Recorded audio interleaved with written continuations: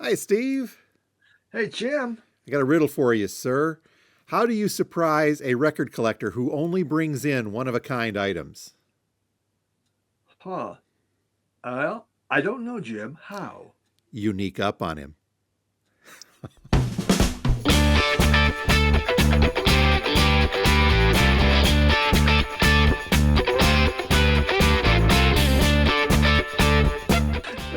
Hello and welcome to another Unique Up on Him. Two guys talking about records, where two guys that have a lot of bad jokes, at least Jim does.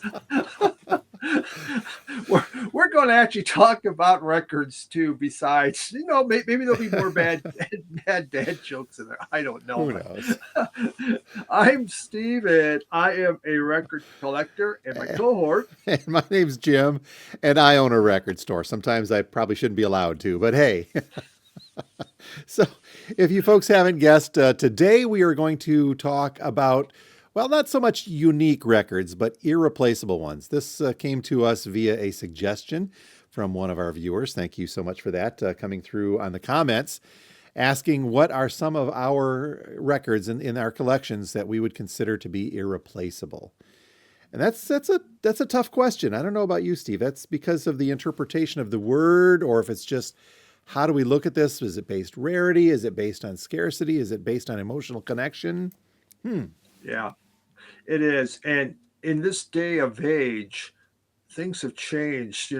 When you think 10 years ago, irreplaceable, I mean, it was something. Now, I mean, you can find stuff wherever you want So as we'll long as you have want to to pay for it. we'll have to take a wider interpretation of the term today. How's that sound? I think so. All righty. Well, as we do every week, we'll get to the main subject in a couple of moments. But first off, we like to cover our most recent pickups and additions to the collection. Maybe some of Steve's were replacements for others. I don't know. We'll have to see. What That's right. what you got this week, sir? Well, besides a box came in from Radio Wasteland, and no, Yep. folks, it's not like I buy it in just 1 week. It goes on for a bit. But the first one We is save up on shipping. that's right. The first one is La Revolución del Emiliano Zapata. Find that one, Jim. Okay. Okay, we got some Mexican psych rock from I believe 1971. This came out. Yep, 1971, and it is some pretty dang good psych rock. I mean, it's kind of exciting to listen to. Yeah, Creedence Clearwater, the Who were a couple of where they really listen to a lot, but definitely has that psych feel going on, and you have great songs like Nasty Sex, um, Shit City, The King's Talk. Yeah, some's in Spanish, some's in English, but it's quite good. I got this off a channel, The Vinyl Piper, who is big into psych rock, and he talked about this and played it, and I liked it. So, yeah, I got a repress. There we go. Have you looked to see what the originals of that are going for, or are they out of I did. I reach? don't remember, but it was way beyond me and my my funds. So. Especially when you got boxfuls coming in. Yeah, yes, exactly. I did receive some VCLT this week, which was very nice. And I got some VCLT from Jim, Uncle Steve's dance album. So I've been wanting this for a long time, and it's one of those that it might be irreplaceable. And just in case you want to know, polka isn't just a dance fad. It's part of the dancing heart of America and the basis for some of America's greatest hit songs. Why? Because no style of music gives people so much gaiety, cheerfulness, and hilarity. Well, Yes. shoegaze comes close. Yes, it does. It does close. So, yeah, Hilarity. this is, yeah, I haven't spun it yet because the vinyl kind of scares me. Well, I think I sent you a note saying I'm sending you VLCT. It's not washed Yes, it's not. because It's there's not. And this was well played. It was well played. So yes, someone This must be very good because it looks like, well, they also left it out on their turntable without a dust cover. So, I think that's one of those oh, that maybe we just sent it to you for I needed an extra stiffener in the mailing box. How's that? well, I'm excited about it. So, There we go. uh, the next one, this is Gary Newman, and he's putting out live albums now, and not just live albums. Three album, there's three albums in there. Nice little He trifold. is, yep, trifold, hype sticker. Just throw that back in there. Vinyl, I believe, is just basic black, but he does have nice inserts on everything. And yeah, just black vinyl. Uh, it's just, some classic Gary. You'll get his old hits and his new stuff. Because a lot of his new music is quite good. I really, really like it. More of that industrial type Yep. feel, also electronic. So I'd seen this on another channel, Richard's Vinyl Tap House. Richard, he actually lives in the Denver area. And he really liked the sound of it. And it did. It sounded very good. So if you are a Gary Newman fan, these new live albums he's putting out, which again he put out this one.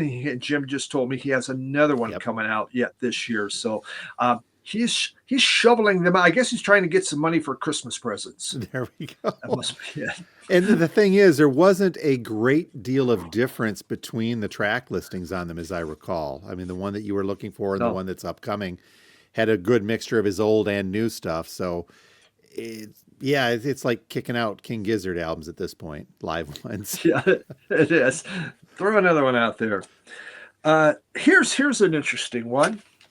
The group is the Sound Explosion, and it's the explosive sounds of the Sound Explosion. Boom. And this is garage rock from Greece. And because I didn't have any garage rock from Greece, and sometimes you get embarrassed, and you go, man. The other day I was thinking, where are my Greek records?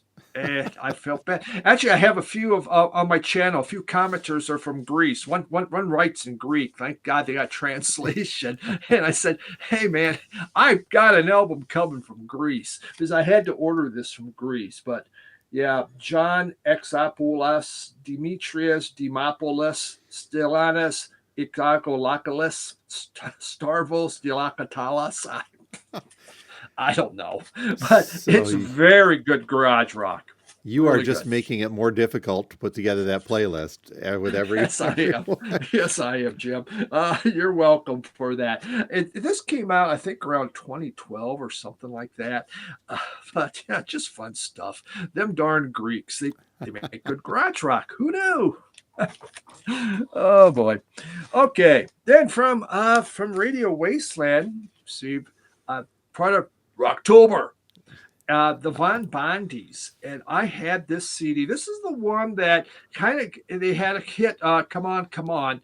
And Von Bondies are from Detroit, and their very first album Jack White produced, and they were friends with Jack White until they were at a listening party for another group, or his whatever release party, and the lead singer from this and Jack White got into it and got into a fist fight, and this guy got the heck beat out of him. Jack White was arrested, and the judge sent him to anger management school. So, Looking at some of Jack White's stuff lately, I don't think it's working. yeah.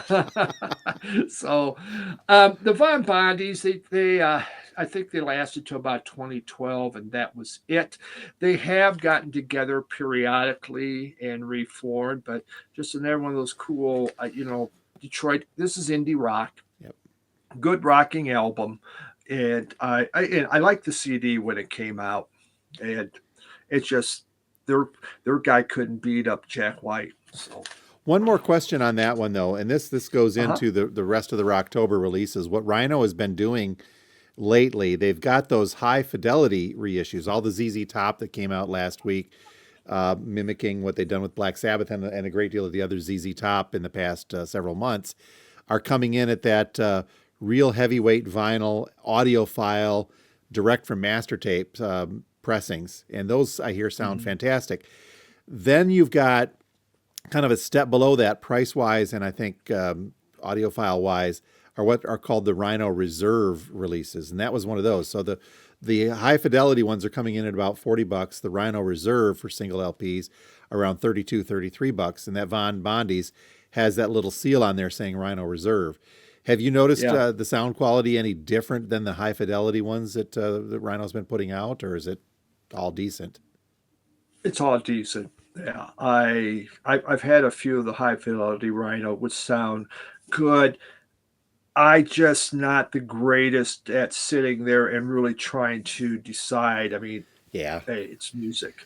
I just I'll put, yeah, I was going to say the Rhino Reserve is a fairly new mid-level, I guess, and then they've got those now playing just real super cheapy ones that are coming out. yeah, So it's almost like Warner's deciding through Rhino, we're going to try three different levels of release and hmm, label them as either high fidelity or reserve or whatever to see, yeah. what goes. But that Rhino Reserve, there's a lot of those coming out that are labeled in that reserve in that price point. It would be fun to just see how their cost structure is on all three of them. What do you make the most money on? That's just my businessman side. We really would love to dig into all that on what it costs them to do all three levels. And obviously, these audiophile ones must do well profit wise because everybody is putting their toes into that water. Yep. Yep. Eh, Have to see. So, okay, I didn't mean to interrupt the flow of No, the recent ads, but I just had a question because yeah. I've not opened up any of the reserve stuff yet to see. Yeah, no, it sounded good. A very nice cover on it, heavyweight plastic, and yeah, it's just fun to see the Von Bondi's there at Cool, vinyl. So cool. yeah, this I saw on another channel. So a lot of this is VC inspired, stuff, and that's why the vinyl community can be very dangerous at times because Bad get you to influence go. on you. Yep, this is the Jam Paris Modern. Uh, it is from a 1978, I believe, a recorded live at the Paris Theater, June 1st, 1978. Very punk, Yeah. very Yep. punk. This is, when they first started going, and definitely a much more punk sound than it didn't change. But you got the Modern World on here, which I really, really love that song. Uh, yeah, this is great. I enjoyed this. They said the sound quality was really good, but you never know on that. This is an unofficial album, and it did sound really good. It Cool. was a nice sounding concert. So cool live jam, which I'm missing a lot of the jam. Then, then we have the Hives' new album, Hmm. and Forever the Hives, which my youngest son went to the concert. A friend invited him, and dad wasn't invited. So I didn't get to see the Hives. I'm a little bitter. And you know what? When I die, that's going to be reflected in what people get. You know, that's just, what? You want to not take me to see the Hives? Fine. Don't expect a lot of money. So I'm going to spend it all on vinyl anyway. Damn it! There we go. But this is a great album. I was surprised how much Hives I have. My God, I was looking and go, I'm almost a freaking completist on the Hives, Jim. I was unaware of that. So close. Yeah, yeah. They made a bunch of albums in the aughts, and then they Mhm. kind of stopped making albums for a while, and now they're back making albums again. So this is it's garage rock. It's fun Hives, a lot of energy, and that's what you get out of them. Just a ton of energy, very enjoyable. Cool. And the final one. And this was inspired from Jim Gleason saying this is an awesome album and everyone Uh-oh. should have it. And that is the Oh, Return of the Living Dead soundtrack. Now, he sold this because there's a Cramps song on that. That there we go. Just as throw the hook out there. yep. And so it sucks me in. And then he goes, and he goes, there's the Damned and Rocky Erickson and the Flesh Eaters. I am a fan of the Flesh Eaters, but fun stuff. I just finally was able to listen to this. Been kind of busy. It's in toxic green vinyl. That's cool looking. Yep. And so, yeah, I've never seen this movie. Well, I've never seen any of the Living Dead movies. well, that's not part of the Living Dead series from Romero. That is a B movie offshoot, just a ridiculous Okay. version. But I know that you mentioned too, you're not a big fan of zombie movies, and this is of that ilk. It's Yeah. just more If of a it's a punk rock. comedy, if it's comedy like Shaun of the Living Dead, I'm great with it.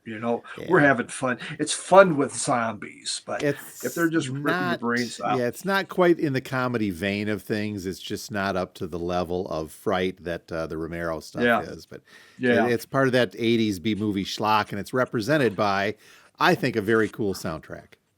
Okay, it is. Yeah, it's just a nice punk rock soundtrack, or music in that ilk. Yep. So very, very good. So All that righty. is my pickups for this week. On my side, Steve, but in the off times of the podcast, folks, this is a little behind the scenes. Steve and I do communicate via text and email once in a while on that, but we talk with each other throughout the week, mostly about, hey, this is coming out, or what do we want to talk about in upcoming weeks? And in one of our recent conversations about future ideas for this podcast, Steve talked about funk, and I'm like, well, I don't think I don't got the funk, Steve. I You got the funk. I got got the no funk. funk. So I decided to take care of a little bit of that with two of this week's pickups. I grabbed a couple of Buddy Miles albums Oh, and added them into the collection. This first one is Buddy Miles, A Message to the People. This one is from 1971, and this is just Buddy Miles as a solo artist. I'm not too familiar, so I had to do a lot of digging into the background of Buddy Miles and who he is. And I think I'd known a few things, like he's one of the band of gypsies from Hendrix, and he jammed with mhm. um, that incarnation. But let me go back to the Buddy Miles stuff here. His father was a upright bass player for the likes of, who heck was in here? Duke Ellington, Count Basie, Charlie Parker, Dexter Gordon, and others, right in that super classic jazz era. So Buddy Miles grew, is not his real name, Buddy was a nickname. He grew up around that kind of music and became a drummer. And he had played with a few other bands. Let's see. Electric Flag, he was a founding member of the Electric Flag. He played in Hendrix' Band of Gypsies after he and Hendrix had played as side artists before Hendrix made it big for some other bands. And then the thing that was most surprising about Buddy Miles, and I did not know this as well, he was the voice of in the commercials for the California Raisins and released two of those California Raisins albums in the 80s, if you remember those. Yeah, I remember those. I So, remember the little plastic figures. and Buddy Miles did have some involvement with Santana as well, and I think that a lot of that comes through in his stylings. It's a very, some of it's blues oriented, some of it is very just rhythmic oriented, Latin in some cases, but a lot of it is just straight up funk. So I picked up Buddy Miles. This one, I forget, there was a cool song on here, "Message to the People." A couple of cool. Well, Joe Tex is on here, so it's a tribute to that. But Midnight Rider. There's one. It's a cover on here of the Allman Brothers' "Midnight Rider," which Hmm. I thought was kind of cool. Then I grabbed, simply because I love the cover and I love the title of this one. Here's Buddy Miles Express, one of his albums, and it's called Booger Bear. Not Boogie Bear, but Booger Bear. Booger. Booger Bear. It's a fun cover. It's a fun album cover, and same thing. It's got a lot of that same style of the rock funk on here as well. And there's another cover on this one that I thought was a neat standout. Booger Bear. I'll put that one. That already is in the Spotify playlist, so we'll get there. A cover of the Kinks. You Really Got Me. So it's really kind of a funkified version Hmm. of the Kinks on here, which is actually kind of neat. So I'll include that in here. But that gets me started with a little bit of funk, Steve. How's that sound? When You have to start somewhere, when we Jim. do the You funk don't. episode, I'll have some. Yeah, you don't have any Sly Stone. Oh, I do. That we'll include that in there. I do have, but I've got a greatest hit Sly Stone. So when we do the funk That's all episode, good. I'll make Yeah. sure that we bring that one out. Okay, Then the only other edition, and this is an interesting one. I've got a little background. I had to read up on this as well. It's another addition to the Michigan collection on my side, and it's the Rationals and their fan club album. So there's a little bit of history on this. Now, the Rationals, as the band, Detroit Ann Arbor band, garage rock band, only released one album. I think I've shown that before here. And you had a copy of the Rationals album as well. This was released, there's the only version of this in 2010 from UK on Big Beat Records. And according to the liner notes on the back of this, was made as a kind of a thank you. Actually, I've got that called up here from one of the record companies. So it was really kind of released as a thank you to fans as they were left their manager at the time. Let's see. So Big Beat, this website I'm showing right now is from Ace Records, and it's the Big Beat stuff that describes this. So the fan club album was legendary in collector circles as one of the rarest 60 garage artifacts known to man. And it says only 3 test pressings of this were confirmed to exist in the late 60s. And again, they kind of put this together as a thank you to their fans, but then they ended up parting ways with their manager at the time, Jeep. I forget his name. I think it's in here. So it never really made it past the test pressing phase. Now here's the rub on this. I could not find, outside of the liner notes, which mention that on the back, and a couple of the websites, everything I can find seems to come from the liner note sales pitch for the 2010 reissue of this. Everything refers to there being a super rare test pressing of only which 3 copies exist, but that does not exist in Discogs that I could find anywhere. I looked around remotely, couldn't find anything on the eBay side of things. But everything that popped up talking about the rarity of a test pressing from the Rationals fan club album seems to be a reference to the liner notes and or the description that we're looking at from the 2010 UK release on that. So I'm a little at odds as to wondering if this was just kind of ginned up with some older stuff in 2010. They got a hold of some of the tapes and decided to reissue this, or if there was actually a test pressing made, because I can't find anything above and beyond just this label saying, hey, there was a test pressing. Mm-hmm. So maybe we have some sleuths out there who are can dig into this a little bit further than if I get a chance to, I will as well, to see if there is a test pressing, because Discogs, nothing I can find on there. Okay. To show it. But musically, this is great. It's more garage rock than what the Rationals. Their one album that they put out, the self-titled Rationals, that one came out in, let me try to think again here, 1969. That one's got some Detroit and Michigan sound of that almost acid rock, but it's got a more funk side to it. Whereas this is just straight up garage rock, mid-60s garage rock. There is even they do a Smokestack Lightning, so it's got a little bit of blues on there. And it's also got your obligatory Gloria from them, their version of Gloria. But no Hey Joe, how's that? Yeah, jeez. What's with that? But it sounds like them, but it sounds like an earlier version of them from their solo out, their one and only regular album, which is a little more rock-oriented than that, just the straight up garage style. So fun stuff. I'll try to do some more digging unless somebody else has some insight as to whether or not there is a test pressing, because if that's true and there are 3 copies of this album existing out there as a test pressing, that would be quite the find, I think. Yeah, no kidding. Especially if it doesn't exist on Discogs. So. Yeah. So as we do, folks, with the pickups and a few of the ones that we'll talk about here in our main subject matter, you guys can look for the Spotify playlist to hear the things that we are speaking of, because we don't want to run afoul of copyright police on YouTube and or Spotify. I'm trying to be real careful with Spotify on this. Yeah. So you'll be able to find the link to that playlist in the description of both the Spotify episode and the YouTube episode. So check that out. Hey, speaking of the copyright police, Steve, I had another run-in with them for just, I you know how on the YouTube channel for our store, I'll put up just audio from albums that I think are unique and they go out there from time to time. I put up one from an old radio show. It was a 1980s repress of a 1940s radio show of The Shadow. The Shadow Yeah, I saw. knows. And Exactly. I put that up, and the organ music from the 1940s in between the episodes got flagged as a copyright violation for some internet artist who used a sample of it a few years ago. Wow. So it's the same Wow. thing. So I'm in the midst of fighting that. It wasn't enough of a copyright violation to pull it down.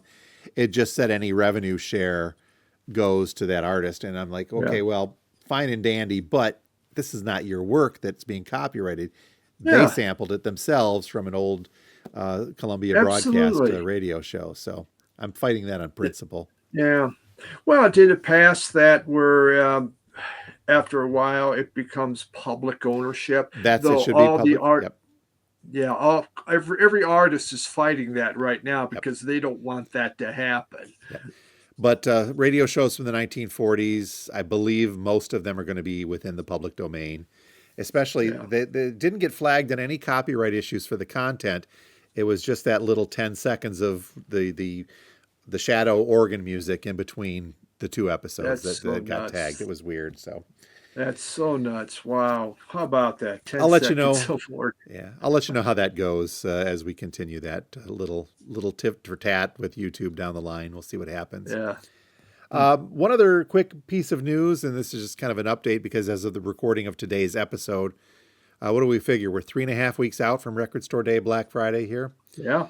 Yeah, that's From right. It's time to get your chairs out there by your favorite record store and get in line because if you yeah, don't, you're going to miss out. you're going to miss out. I don't know if that's going to happen this year. We'll have to wait and see. But just kind of behind the scenes on the record store side of things, obviously we don't have any of the products showing up yet, but I do expect that to start shipping in the next week or two. So we'll start getting it. It started showing up on our distributors as available. So, your favorite record store will begin to have an idea of some of the things that they're getting and some of the things they're not getting within the next couple of weeks, and they should start showing up. I think what they do too is they really want to make sure because the Black Friday is a tough shipping week because there's no shipping on the Thursday because of Thanksgiving. So everything has to really start showing up ahead of time. Otherwise, stores like ours in that 3-day shipping range get a little hosed over. I think we need to spend time just on hyping this up so we can create lines out there. Sure. We can spread this kind of information that basically they've cut all orders in half. And if you don't get in line, you're going to miss out. You I need to be there. I don't care how cold it is. Get in line I don't want to be a a day early. purveyor of misinformation, Steve. I'll be careful. I'd love to see lines, but That's I what the don't. internet's for, Jim. That's The internet is totally for being a purveyor of disinformation. false information. I mean, what's the purpose of it otherwise? In that case, there's only 5 copies of the Eric Carr album coming out, of which we'll have one. Okay, I'll be good on that. So that would make that Eric Carr album unique. And if you were to get a hold of that liquid Eric Carr on Record Store Day, Steve, and something were to happen to it, would you consider that to be irreplaceable? It just may be irreplaceable. There's not many out there. You know, There is not. I will say, you showed that, that first Rationals you said I had, that was an autographed copy. Yep. That was irreplaceable. I do remember that. And this was one of the albums that was lost in your big old flood of 2020. And I do remember it because we kind of went around when I found that Rationals album at a thrift store in the Upper Peninsula amongst all the Mitch Miller and stuff. And lo and behold, it's an autographed Rationals, legit, signed by all 4 of them. And this was before I really think that I was diving into a hefty Michigan collection. And you're like, I think that's cool. I'd like that. And so that went into your collection and went out with the heap, didn't it? That's right. Went in and went out. But that does fit the definition of irreplaceable in this instance. Yeah. So when we talk about albums that are irreplaceable, I think, Steve, the best place to do is maybe start with let's look at the dictionary definition of irreplaceable. I've got that called up here. And it's very, very brief. It says impossible to replace if lost or damaged. And used in a sentence, do not send valuable or irreplaceable photographs. It goes a little bit further and to say irreplaceable means that something is too special or too unique to be replaced if lost or destroyed. It describes something that cannot be substituted because of its uniqueness, its value, or its rarity. So, in the literal sense of the word, a rare antique or an object or a one-of-a-kind artifact could be determined as irreplaceable.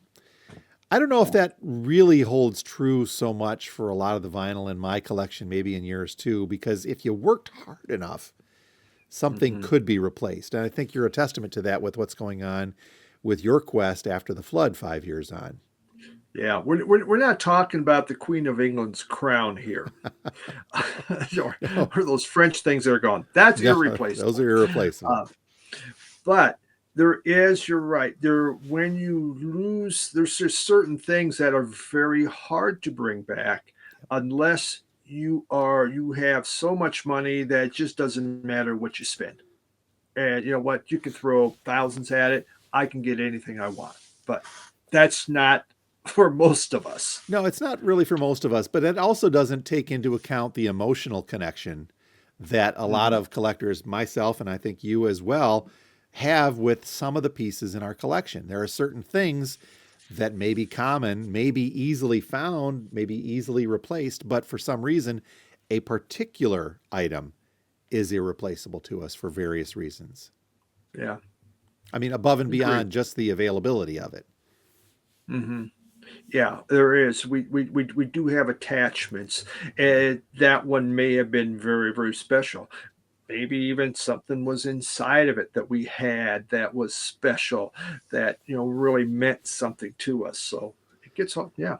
So I think we're going to take a little bit broader of an interpretation, not quite so literal with the term irreplaceable today. How does that sound? Because like you said, Yeah. if money were no object, you could really get just about it. If money were no object, I would set people looking for that Rationals test pressing if I really needed and wanted. If there was 3 of them out there, let's do it.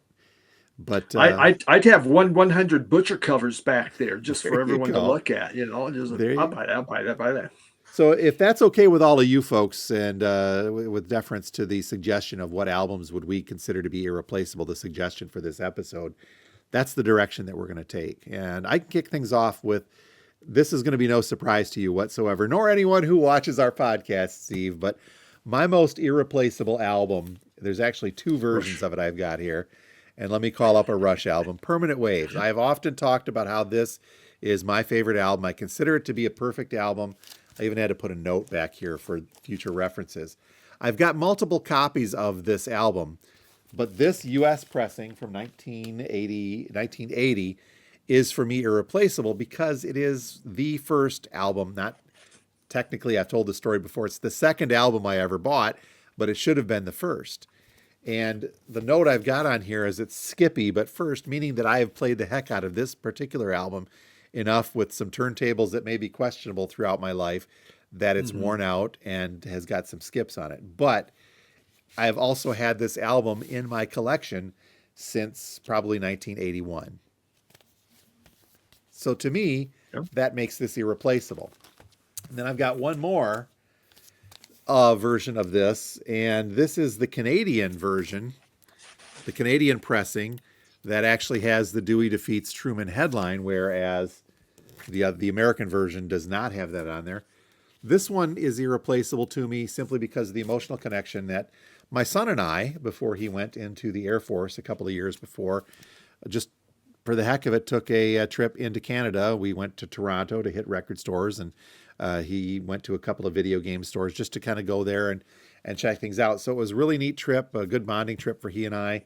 And I picked up this album as part of that trip, and it wasn't cheap, but it was still, it's a good memory of me and my son having that trek to Canada where we got a good Canadian artifact from it. So when I talk irreplaceable, yeah, I've got the reissues of this. I've got the play copy of this. I've got the anniversary reissue of it. But when it comes down to it, for whatever reason, this one's been in my collection for 40 some years. This one means something because of where and how I got it. To me, that means irreplaceable, those particular copies. Yeah. By the way, Jim Rush is coming to Denver next October. I've heard. Just FYI. Okay. I've heard, Steve. Well, I'll have some yeah. news. I'll have some news on that in the next week or two. uh, well, irreplaceable for me. Let's just face it. When you lose everything, everything's replaceable, folks. Yeah. Everything. For If you want it back. Yeah, for those of you who are newer to our podcast, or maybe you've not been following Steve's channel, this was 2020, wasn't it? Yeah. The flood here in Midland, Michigan in 2020. A couple of dams burst. You think that's out of a movie, but it wasn't. You were part of an evacuation. You had to leave your house within a matter of minutes. And when you got to go back a day or two later, your basement had water almost up to the ceiling. And I remember seeing all of your records floating down there. Yeah. They float well. They do. Well, no, well, some of them did. Some of them did. The rest those 180 grams sink. That's the problem. They 180 do. gram. I mean, they don't float. So when Steve talks about irreplaceable albums, you're coming at this from a perspective of having to have replaced several of your albums, some that were considered irreplaceable and some you've not been able to. Yeah. Yes, very, very true. And when you again, it really comes down to financing. I mean, now the first two though, I'll just show, and I have more of these, but I'm just going to show you, some original Zamrock. These are rare and extreme hard to get, extreme hard to find, generally in terrible shape. Yes, you can go on Discogs and find these. I take out the jackets, but I don't want them to self-destruct. Turn to dust. Yeah. I was lucky enough that Dylan from Noble Records was into buying a bunch of these, and I know him, and so we were able to work out. I was getting stuff. He was happy to be able to sell them and get them going. Because there's not a lot of Zamrock collectors out there, but they would be very, very hard to replace because there's not a lot of them. Most of them are just they're falling apart or bad. So and they're an important part of my collection, and I probably have maybe 8 original Zamrock albums. They definitely cost me a pretty penny, but that's why we sold our house, so I could buy some. Forget the move. You just needed some Zamrock. Exactly. Yeah, that's all it was. And I go, well, we might as well move now. We sold the house, so. But I think that brings to point another avenue of this that we said with both the Rush album and the Zamrock that you just showed. It's not impossible. It would be doable, but just is it worth the effort? Is it worth the money to say I've got this once and these are going to be way too hard to find again? Yeah. So one of the other things, and I'm gonna back up on this. This is another one that's not impossible. It's also not terribly expensive. But if you're the type of collector, and I do get a lot of folks like this coming into the store that are looking for something, and I think it's great because I feel I'm that kind of a collector sometimes too, where it's, yes, you can take the easy road and say, I'm going to go to Discogs and buy a copy. I'm going to maybe try to find it on eBay, but there's something to be said about the thrill of the hunt. I want to come across this organically in the wild. I want to find this record. Both my wife and I, Kim, we're both fans of the Smithereens. And for the longest time, we'd been looking for an original copy of the Smithereens 11. I don't know if this has been reissued or not. And a couple of years back, we were over in the Grand Rapids area checking stuff out and went into a record store. There was a copy of it there. We've been looking again for years and years and years for it and always wanted to run across it in the wild organically. And so we found it. It was about a $50 album at the time, but still one of those ones. We had it on CD ages ago and never picked up a vinyl copy, but we're able to find one. And that makes this, again, for us, special and irreplaceable because it was found in that organic fashion and not saying, well, I guess it's time to go buy one because I can't find it anymore. Yeah. I did have one of those on the curb, Jim, because I bought that when it originally came out. So just so you know, you could have done some digging. You could have done some digging out there. You would have had it. Well, so when you talk about finding it in the wild, I mean, this is one here. This is an original Big Star. I had number one record. There was the original vinyl. And so all I need is the cover. Now I've had to do this in so much of my collection. I've gone on and bought reissues of the covers because, first off, when you look generally on Discogs, everyone's trying to sell. They have just the record. They don't have the cover. You rarely will see a cover for sale. Huh. Everyone, because it's just the covers fall apart, but the vinyl seems to last a whole lot longer.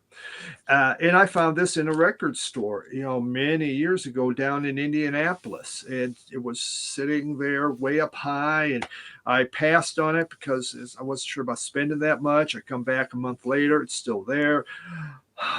Passed on it and come back another month later and said, oh, screw it, man. I keep thinking about it. I mean, I just kept thinking about it and I bought it. So, but to try to, even, for instance, so I check Discogs, on these things just to see, okay, where's it at? The price just keeps going up. It even, whatever that medium pricing doesn't mean anything because the prices are so much higher. If you want it, you're going to have to pay big time for it. And it's to the point where, it's over whatever prices in Discogs and I can't justify it.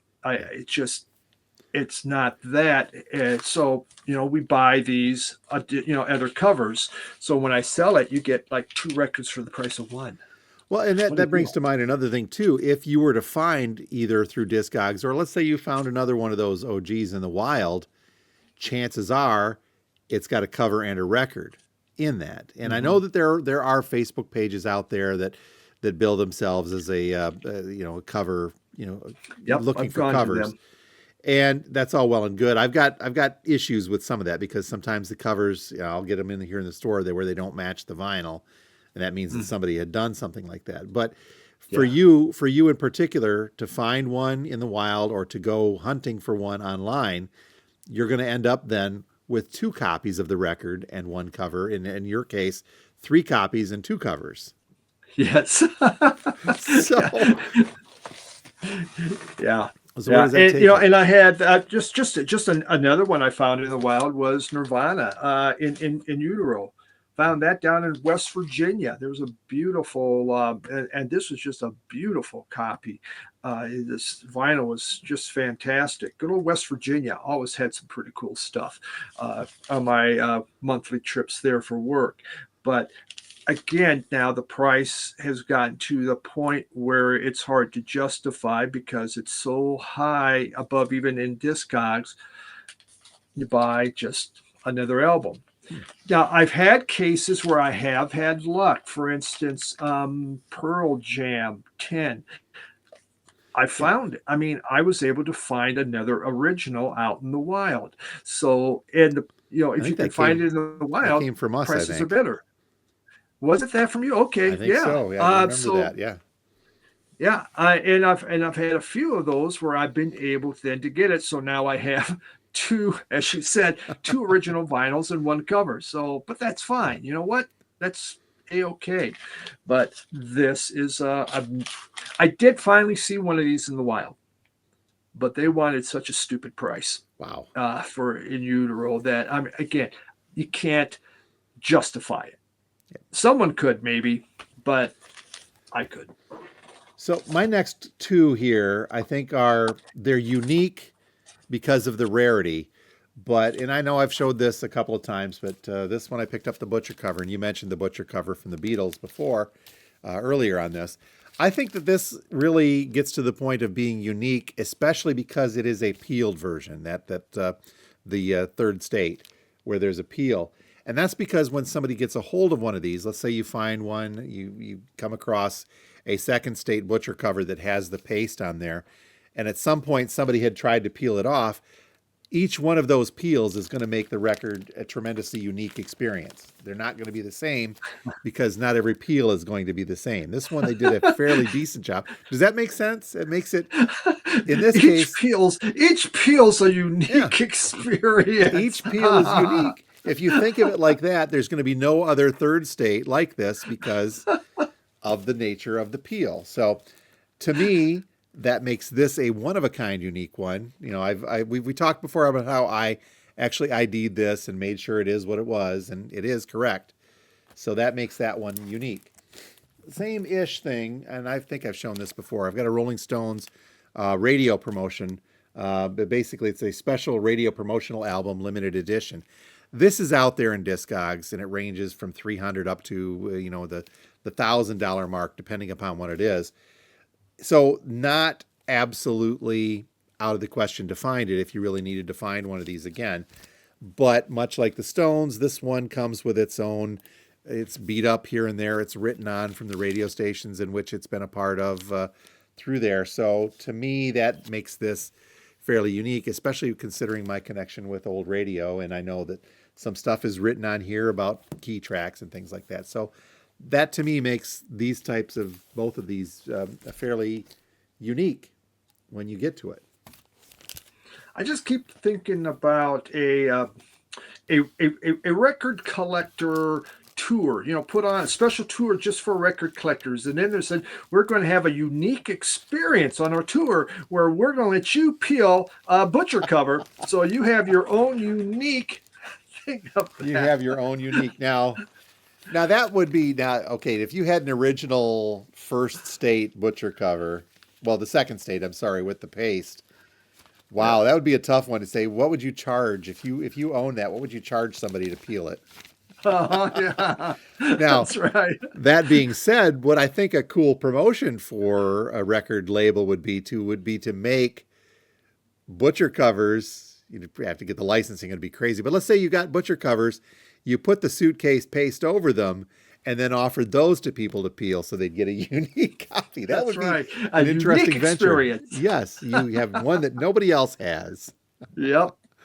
Well, speaking of unique, and this is one I bought at Radio Wasteland, Simon and Garfunkel's Bookends Yep. had a mono, which here is the mono album. But I lost the cover. That mono is very hard. So this is an original. So I have an original Simon and Garfunkel Bookends, but it's the stereo. So I put it with the mono, but it's just not even close to the same thing because obviously it has to say mono. Yep. And so you can't, you cannot just trade the cover off of that because they're legit says stereo on there on the back. It's got a different label number. And I remember that one as well too. That was another tough loss from the flood. That mono one, because I see that come through the store a lot. The Bookends comes through. So whenever I do, you look, oh, that's a stereo. Oh, that's a stereo. Oh, that's a stereo. You never see the mono. And that's why those tend to be in the triple digits when you run across a good copy of it. And I'm not even a big Simon and Garfunkel fan, but I bought it because it was a mono. It was a collectible thing. I thought, okay, I'm just going to buy that, and without the album check. And so you can check on Discogs, and guess what? We have these just the vinyl for sale. And they'll ask $50 just for the mono. Like everyone just has the album cover sitting around, I guess. But yeah, that was so more of a unique one. Yep. Fine. Probably, if I had one, I really would love to find again. Again, it just comes down to how much you want to pay. And this is Suicide's first album, which is just an absolute favorite. And I was able to get this off a VC member. He was trying to raise money. He wanted to get another a lot more expensive album. So he reached out to me. He goes, I know you like Suicide. I have an original. Or would will you buy it? And he gave me a great price for it. Again, he's just trying to raise some money. That was like my jewel, in the collection. Oh my God, this is the best. Obviously, again, I saved the vinyl, but I had to buy a repress of the original cover. Again, I check, periodically and just looking, okay, is one available? Even, what I look for is trashed vinyl, but a good cover. And you don't find it's always trashed cover because it's cardboard. Yeah. And the vinyl's pretty good, or the vinyl's trashed and the cover's even trashed more. It's always like, and they still want a lot of money for it.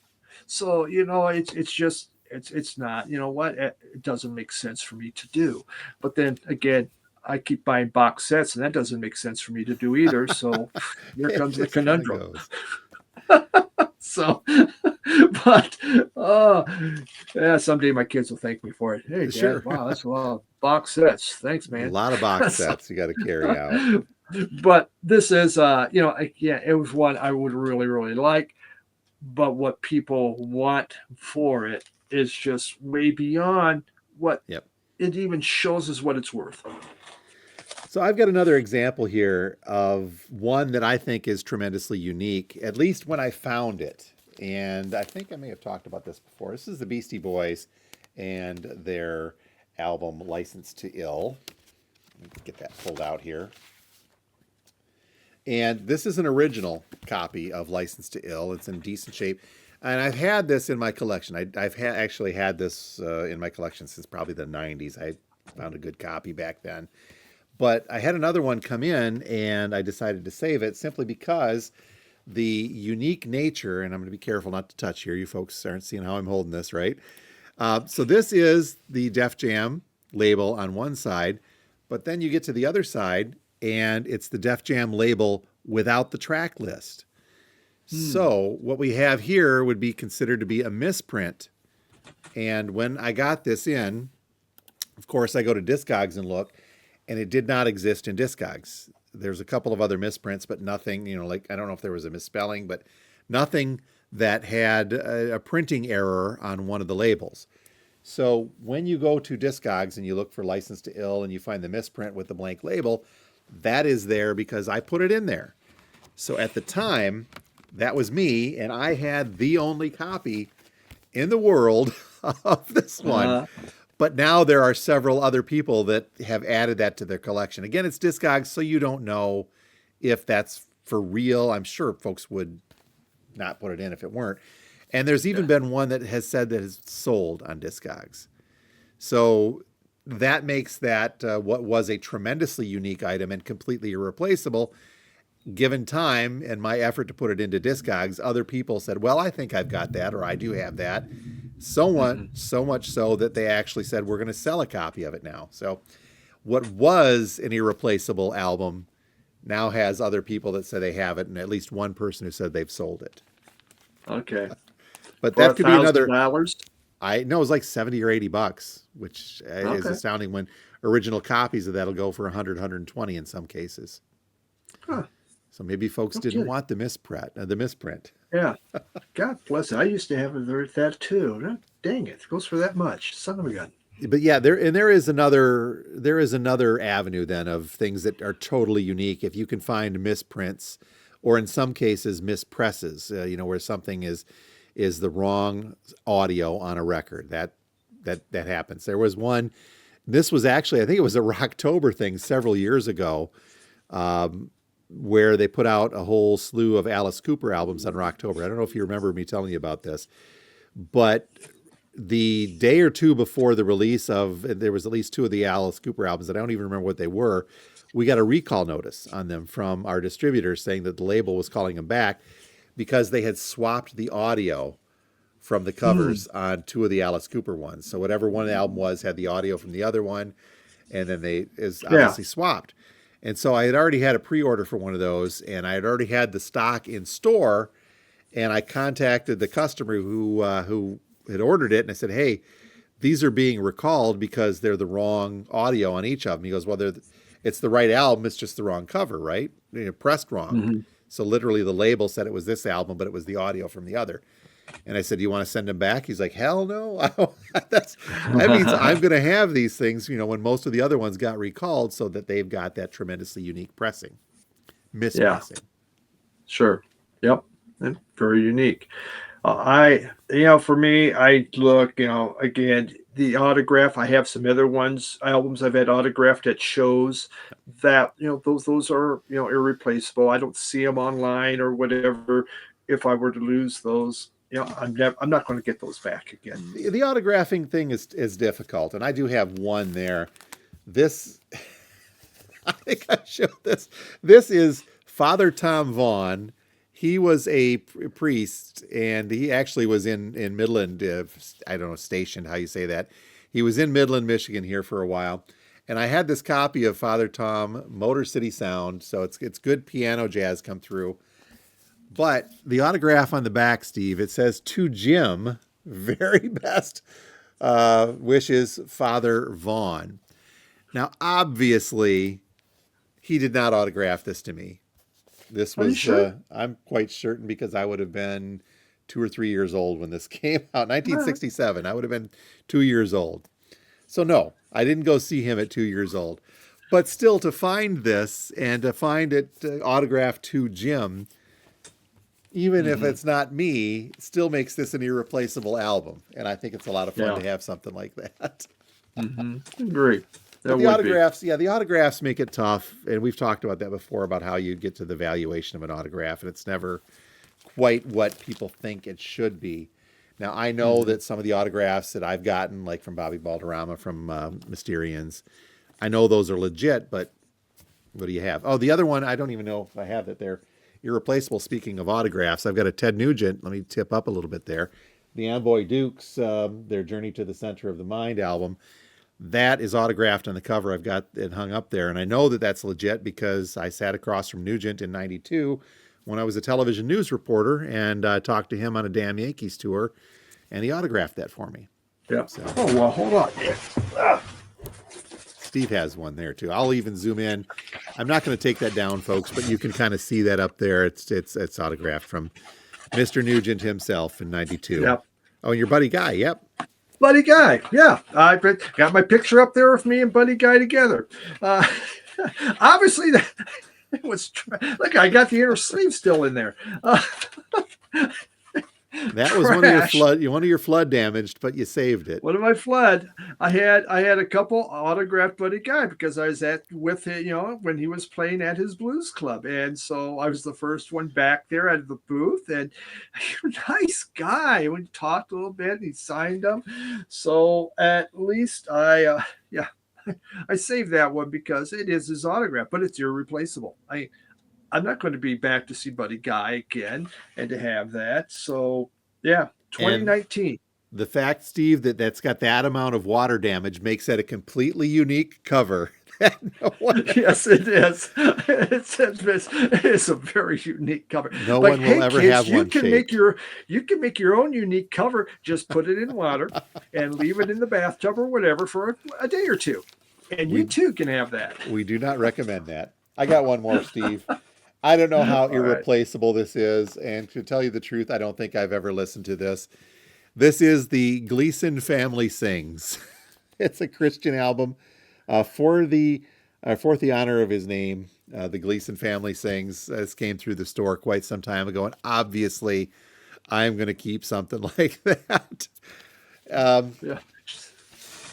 Never saw it, but you got a namesake album. I think you've got a Carlson family one too that we Yeah, found for you. what So I guess our two names, maybe because it ends with SON, I don't know, maybe it's a Swedish kind of thing, but yes, we both have family albums that are religious albums, so it's uh, kind of funny. I don't think Gleason is going to be very Swedish. You toss an O in front of that, and we're from County Limerick in Ireland. Oh, okay.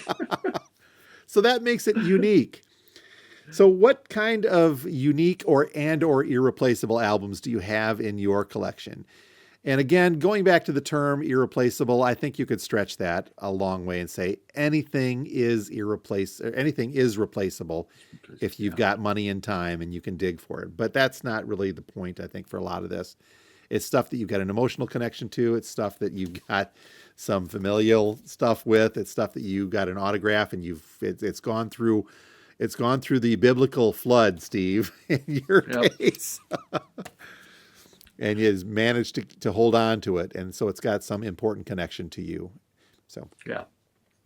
It is. It's about connection, and that's where it. But that's with big part of our music collection connection, which it makes it is. fun. But very curious to see any comments that you folks have as far as what you consider to be an irreplaceable piece in your collection.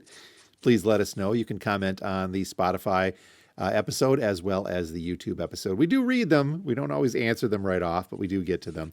Yep. And the interconnection would be much appreciated. So on that note, Steve, I'm going to unique out of here and get the store opened. Very good. I'm going to take a nap because it was fall forward, but my clock, I didn't set Oh, it. So, forgot all yeah, about that. 3:30, I think it's 4:30. Time to get up. No, it's damn 3:30. So, Go take a oh, well. go take a nap, Steve, and we'll call her Yep, good. exactly.